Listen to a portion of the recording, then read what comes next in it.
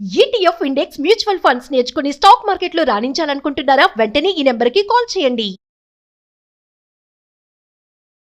Hello అండి, రామ్ గారు నమస్తే. నమస్తే అండి. యా సో మనం సొసైటీలో చూస్తూ ఉంటాం. గర్ల్స్ ఎప్పుడే కానీ అంటే వాళ్ళు వేసుకునే డ్రెస్ని బట్టి, వాళ్ళు మాట్లాడుతున్న పద్ధతిని బట్టో లేదు వాళ్ళ అటైర్ని బట్టి, వాళ్ళ బిహేవియర్ని బట్టి క్యారెక్టర్స్ని జడ్జ్ చేస్తూ ఉంటారు. వెరాస్ పేరెంట్స్ ఆర్ సొసైటీ కూడా ఏమంటుందంటే, ఒక అమ్మాయి అంటే ఏంటది అలాంటివి వేసుకోకూడదు, లేకపోతే అలా కూర్చోకూడదు, అలా తినకూడదు, అది అమ్మాయికి ఉండే లక్షణమేనా, అసలు అమ్మాయిలు అలాగే ఉంటారా అలా అంటూ ఉంటారు. లైక్ అంటే వాళ్ళు రాస్తారనమాట ఒక అమ్మాయి బిహేవియర్ ఎలా ఉండాలి, అమ్మాయి ఎలా ఉండాలి అని.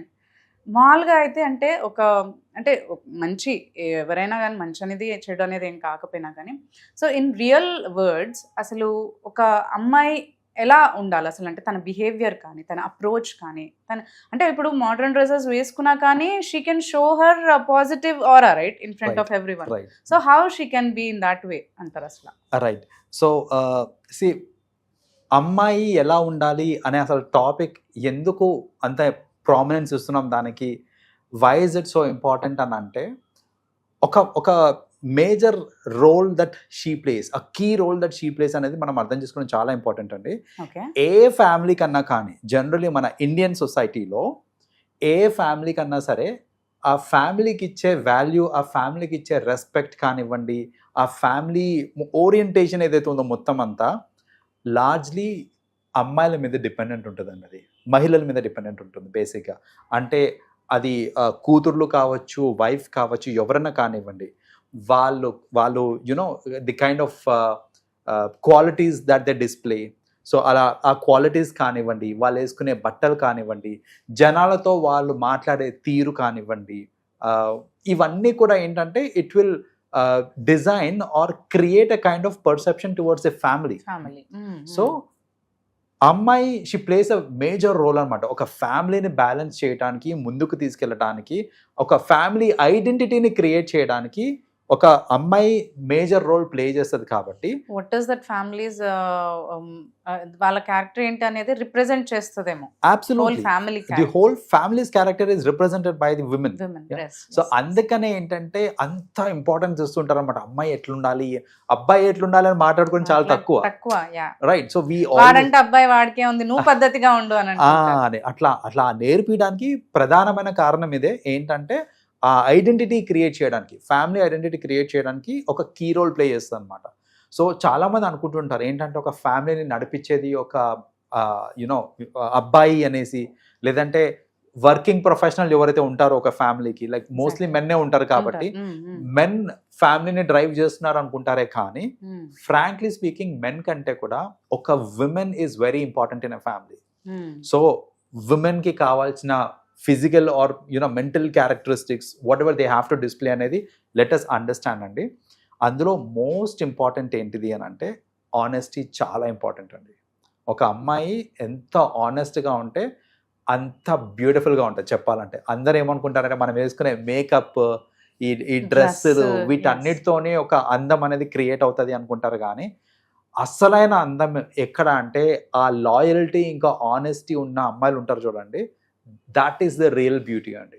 So when I say honest, అదేంటంటే not only towards the partner but also towards the family members కానివ్వండి, ఎవరి వల్ల కానివ్వండి, ఆ ట్రాన్స్పరెన్సీ ఉండి ఆ ఆనెస్టీ అనేది మెయింటైన్ చేస్తే కనుక షీ బిల్డ్స్. ఇన్ఫ్యాక్ట్ చెప్పాలంటే ఒక గ్రేట్ ఎగ్జాంపుల్ సెట్ చేస్తుంది మిగతా ఫ్యామిలీ మెంబర్స్కి. ఏంటంటే ఒక అమ్మాయి అలా ఉంది, అంత ఆనెస్ట్గా ఉంది అని అంటే ఆమెని చూసుకుంటూ చుట్టుపక్కల ఫ్యామిలీ మెంబర్స్ ఎవరైతే ఉంటారో, పిల్లలు కానివ్వండి, హస్బెండ్ కానివ్వండి, ఎవరన్నా కానివ్వండి, అదే రిఫ్లెక్ట్ అవుతుంది అనమాట వాళ్ళకు కూడా. సో వన్ థింగ్ ఏంటిదంటే ఆనెస్ట్గా ఉండడం చాలా ఇంపార్టెంట్. జనరలీ ఏమవుతుందంటే ఎంత ఆనెస్ట్గా ఉన్నా మనకి డీవియేషన్స్ అనేది రెగ్యులర్ బేసిస్ మీద వస్తూ ఉంటాయి. సో గ్రహించాల్సింది ఏంటిది ఇక్కడ అనంటే ఆ డీవియేషన్స్కి మనం ట్రాప్ అవ్వకూడదు అనేసి. సో ఇప్పుడు ఎలా ఉంటుందంటే నిజంగానే మీరు ఆనెస్ట్ ఉన్నారనుకోండి, నేను అదే పొగుడతా. ఎలా అంటే అరే మీ అంత ఆనెస్ట్ పర్సన్ నేను ఎక్కడా చూడలేదండి, అసలు ఇంత ఆనెస్ట్ ఎలా ఉంటారని మీరు అనుకుంటే నేను స్టార్ట్ చేసరికి ఏంటంటే మీరు మురిసిపోయి లేకపోతే you will start feeling good about it. So it's a trap actually.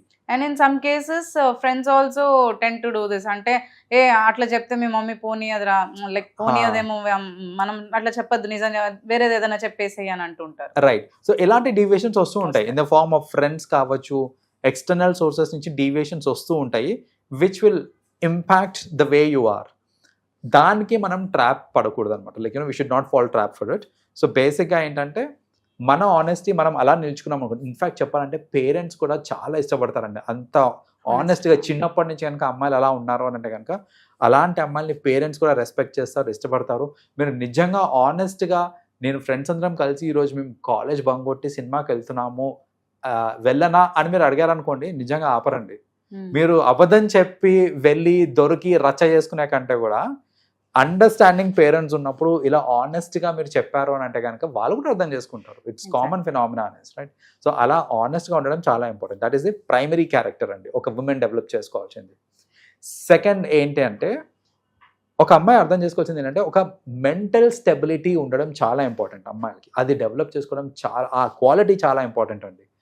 Mental stability ఎందుకు అంత ఇంపార్టెంట్ అని అంటే ఒక అమ్మాయి డిఫరెంట్ ఫేసెస్ ఆఫ్ లైఫ్ నుంచి she'll keep going through, right? ఒక ప్యూబర్టీ నుంచి, చిన్నప్పటి నుంచి అడాలసెంట్ నుంచి మళ్ళీ ఒక అడల్ట్గా మారి, అండ్ ప్రతి ఫేస్లో she has got different responsibilities. Exactly. Different responsibilities ఉంటాయి and different kinds of changes అవి అవుతూ ఉంటాయి, డిఫరెంట్ రెస్ట్రిక్షన్స్ వస్తూ ఉంటాయి. సో ఇలాంటి డిఫరెంట్ రెస్ట్రిక్షన్స్ అవి వచ్చినప్పుడు ఏంటంటే మెంటల్ స్టెబిలిటీ చాలా ఇంపార్టెంట్. అంతేగాని విచక్షణ కోల్పోయి అక్కడ ఎప్పుడు పద్దాక నాకు చిన్నప్పటి నుంచే రెస్ట్రిక్షన్స్ అయినా, నేను బయటికి వెళ్ళాలంటే చిన్నప్పుడు అంతా నాన్నని అడగాలి, పెద్ద అయిన తర్వాత అన్నని అడగాలి, పెళ్ళైన తర్వాత మొగుడిని అడగాలి, ఇంతేనా నా జీవితం, ఇంతేనా నా బతుకు అనేసి ఇలా ఫ్రస్ట్రేట్ అయిపోయి ఆలోచించేసి ఇలా ఎందుకు ఇది అంటే ఇట్ ఈస్ ఇన్ అ వే చెప్పాలంటే it is to discipline, it is to protect you, right?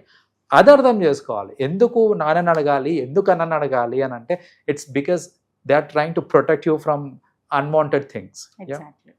ఆ పాజిటివ్ మోడ్ అంటే వాళ్ళు బయట అంతా చూసి వస్తుంటారు కాబట్టి in sense they will tell that. See ఒక మగాడు ఏం ఆలోచిస్తాడో, వాళ్ళ మనస్తత్వం ఏంటి, ఒక అమ్మాయిని చూసినప్పుడు బ్యాక్ ఆఫ్ ది మైండ్ ఏం నడుస్తుంటది అనేది ఒక అబ్బాయికి బాగా తెలుసు. సో అలా తెలిసినప్పుడు మీ ఫాదర్ కానీ మీ బ్రదర్ కానీ మీకు రెస్ట్రిక్షన్స్ పెడుతున్నారు అని అంటే ఇది అర్థం చేసుకోండి. Because they know what societies, అబ్బాయిలు ఎట్లా ఆలోచిస్తారు ఏంది అనేసి. సో అది కూడా ఒకటి we have to be careful with. The third thing that we should be careful with, and especially women should be careful with is drugs అండి. It can be alcohol, it can be cigarette, it can be any other form of narcotic drugs కానివ్వండి, ఏదైనా కానివ్వండి. Currently సొసైటీలో availability of drugs అనేది చాలా easy అయిపోయింది. It is not that hard, it's not difficult. నాకు drugs కావాలి అని అంటే నాకున్న కాంటాక్ట్స్ నుంచి ఇట్లా అడిగితే ఫోన్ చేస్తే రాత్రి కల్లా ఇంటికి వచ్చేస్తుంది. ఆ level of supply of drugs ఉంది మనకి సొసైటీలో. ఇంత అవైలబిలిటీ ఉన్నప్పుడు ఒక అమ్మాయి సెల్ఫ్ కంట్రోల్లో ఉంటే, అంటే ఈ డ్రగ్స్కి బానిస కాకుండా ఉంటే కనుక, trust me, it will give great character to her, like ఈ జస్ట్ బికాస్ ఆఫ్ డ్రగ్స్.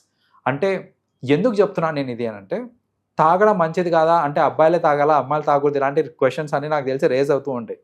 చెప్పాలంటే తాగడం మంచిది కాదా అంటే లిమిట్లో ఏం చేసినా ఓకే. కానీ ప్రాబ్లం ఏంటంటే మీరు తాగేటప్పుడు ఒక్కలే తాగరు, డ్రగ్స్ తీసుకునేటప్పుడు ఒక్కలే ఉండరు, ఫ్రెండ్స్ ఉంటారు చుట్టుపక్కల.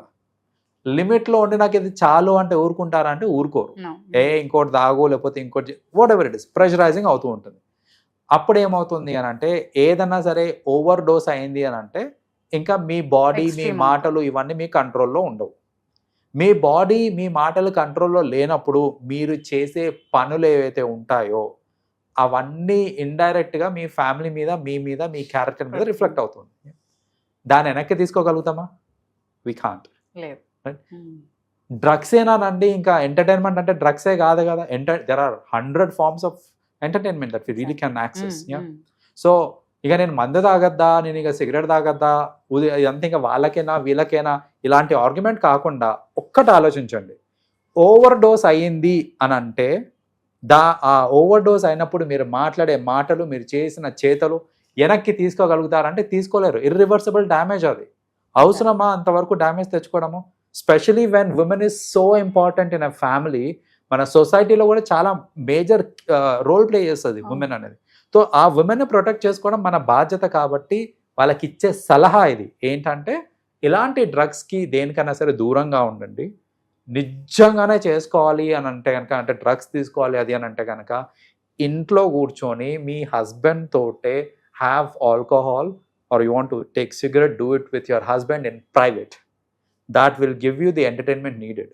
అంతేగాని పబ్లిక్లోకి వెళ్ళిపోయి ఫ్రెండ్స్తోని చేసి తాగి ఇంటికి వచ్చి ఇంట్లో దొరికి ఆ సొసైటీలో రచ్చ చేసి ఎన్ని ఇన్స్టెన్సెస్ చూడలేదండి మనము. రోడ్డు మీద తాగేసి డ్రంక్ అండ్ డ్రైవ్ లో దొరికి కెమెరాల ముందు ఇట్లా దాచి పెట్టుకొని అవసరమా అవన్నీ? ఎగ్జాక్ట్లీ. సో అలా కాకుండా రీసెంట్ గా ఒక సెలబ్రిటీ యాక్టర్స్ కూడా కేసు వస్తుంది కదా, లైక్ ఇన్ ఆల్కహాల్ గురించి రచ్చ చేసి అండ్ డ్రగ్స్ గురించి ఒక హోటల్లో కూడా రచ్చ చేసి అలా రీసెంట్ గా న్యూసెస్ వస్తున్నాయి. ఎస్. సో ఇప్పుడు ఎన్ని కేసెస్ లో, ఇప్పుడు మంగ్లీ కేసులో కూడా జరిగింది అదే కదండి. ఇప్పుడు ఇవన్నీ ఏంటంటే ఇప్పుడు we have seen many instances where in ఇలాంటి వాటికి దూరంగా ఉంటే మనకు వచ్చే రెస్పెక్ట్, మనకి ఇచ్చే వాల్యూ అంతా టోటలీ డిఫరెంట్ ఉంటుంది. ఎస్పెషలీ విమెన్, బికాజ్ వాళ్ళు రిప్రజెంట్ చేస్తారు మనల్ని కాబట్టి. సో అది చాలా important. I'm not saying that men have the Liberty. Men కూడా రిస్ట్రిక్టెడ్ గా చేసుకుంటే చాలా better with in the families చేసుకోవడం. బట్ మెన్ ని పట్టించుకోరు అంతగా. పట్టించుకోరు. ఫోకస్ ఉమెన్ మీద ఉన్నంత ఫోకస్ మెన్ మీద ఉండదండి. ఎందుకంటే మన సొసైటీలో పర్స్పెక్టివ్ అలా ఉంది. ఇప్పుడు చూడండి, సింపుల్ ఎగ్జాంపుల్ చెప్తాను నేను. ఇప్పుడు మనం దిగిన తర్వాత, బిల్డింగ్ దిగిన తర్వాత పాన్ షాప్ దగ్గర ఒక అబ్బాయి సిగరెట్ తాగుతున్నాడు అంటే ఎవడు పట్టించుకోడు. అదే ఒక అమ్మాయి పాన్ షాప్ దగ్గర సిగరెట్ తాగుతుంది అని అంటే కళ్ళన్నీ ఆమె మీదే ఉంటాయి మనకి.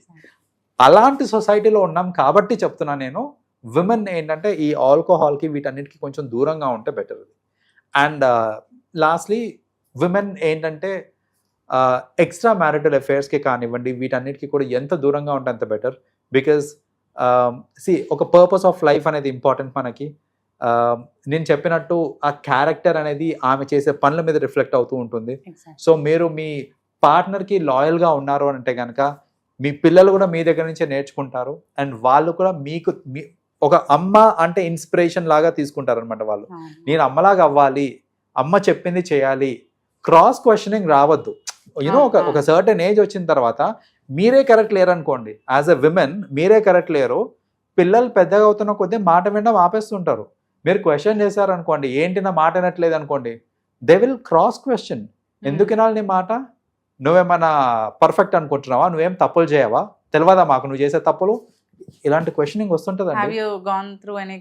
మెనీ కేసెస్ అండి దానిలో వస్తుంటారు మనకి. కొందరు మదర్స్ ఏంటంటే వాళ్ళు ఫ్రాంక్గా చెప్తారనమాట, this is what he's happened, మా ఇంట్లో తెలిసింది దట్ ఇలాంటివి జరిగింది. మేబీ వాళ్ళకి ఎఫ్ఐఆర్ గురించి అవ్వచ్చు, లేదా సమ్ టైమ్స్ ఏమవుతుందని అంటే ఫ్యామిలీలోనే అర్చేసుకుంటా ఉంటారు.